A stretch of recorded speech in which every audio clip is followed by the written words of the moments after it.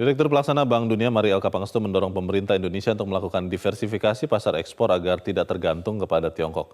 Pasalnya, perlambatan ekonomi Tiongkok akibat wabah virus corona diyakini akan berdampak ke sejumlah mitra dagang, termasuk Indonesia.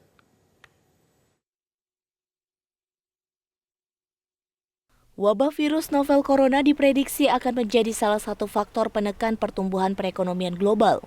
Mengingat banyak negara yang bergantung pada perekonomian Tiongkok, dampak wabah virus corona akan dirasakan banyak negara termasuk Indonesia. Direktur Pelaksana Bank Dunia Mari Elka Pangestu menyarankan agar pemerintah segera melakukan reformasi struktural dengan harapan dapat menciptakan lapangan kerja dan sumber pertumbuhan ekonomi baru. Selain itu, Mari juga mendorong adanya diversifikasi pasar ekspor agar tidak bergantung pada Tiongkok, mencari sumber impor lain, dan mendorong sumber pertumbuhan dari dalam negeri, dengan memberikan insentif untuk meringankan beban sektor tertentu. Mari juga mendorong pemerintah untuk menggairahkan kembali pariwisata dalam negeri, dengan melakukan promosi dan kegiatan-kegiatan pariwisata. Jadi bagaimana kita mendorong sumber pertumbuhan lebih banyak dari dalam negeri.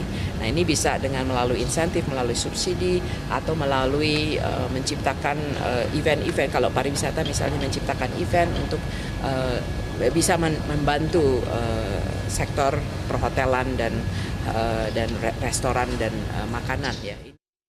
Direktur KOR Muhammad Faisal juga merekomendasikan agar pemerintah memperkuat diversifikasi negara tujuan ekspor.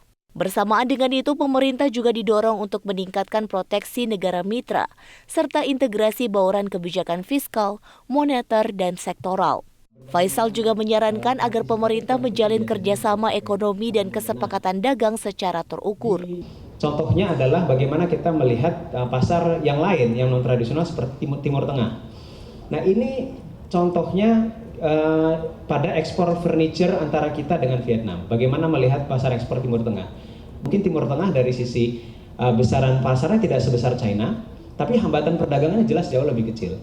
Nah, paling tidak misalkan dari sisi bagaimana concern mereka terhadap isu lingkungan tidak seperti concern negara-negara Eropa. Nah, jadi saya pikir ini satu peluang.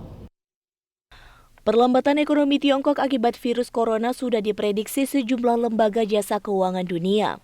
Goldman Sachs memprediksi PDB Tiongkok akan menurun menjadi 5% di 2020. Dan The Consultancy Oxford Economics memproyeksikan PDB Tiongkok pada kuartal pertama terkoreksi dari 6% menjadi 4%. Tim Liputan, Metro TV.